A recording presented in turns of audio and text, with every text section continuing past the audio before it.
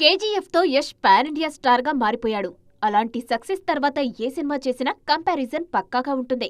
గతంలో ప్రభాస్ కూడా ఇలాంటి సిచ్యువేషన్ ని ఫేస్ చేశారు. ఇబ్బంది పడ్డారు కూడా.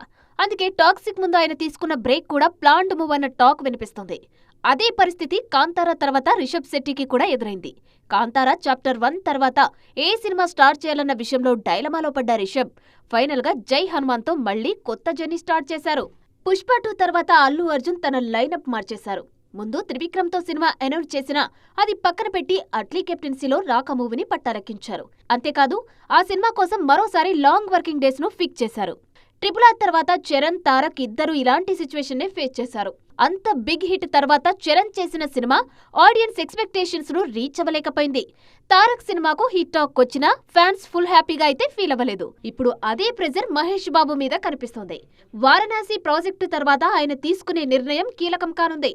అది జస్ట్ సినిమా సెలక్షన్ అని ఫీల్ అవ్వడం లేదు ఫ్యాన్స్. ఆయన ఇమేజ్ ని మళ్లీ డిఫైన్ చేసే స్టెప్ అని భావిస్తున్నారు. అందుకే వారణాసి సెట్స్ మీద ఉండగా మరో మూవీ గురించి ఆలోచించకూడదని ఫిక్స్ అయ్యారు Mahesh. Pan India blockbusters హీరోలకు బూస్ట్ ఇవ్వడమే కాదు, వాళ్ల కెరీర్లో బిగ్ పాజ్ కు కారణమవుతున్నాయి. ముఖ్యంగా తరువాతి సినిమా ఎంపికలో చిన్న పొరపాటు కూడా భారీ ప్రభావం చూపే పరిస్థితిలోకి స్టార్స్ ను నెట్టేస్తోంది. ఇప్పటికే చాలా మంది స్టార్స్ ఈ సిచ్యువేషన్ ను క్రాస్ చేశారు. మరి వాళ్ళ అనుభవాల నుంచి భవిష్యత్తులో పాన్ ఇండియా సక్సెస్ లు ఇచ్చే హీరోలు ఎలాంటి పాఠాలు నేర్చుకుంటారో చూడాలి.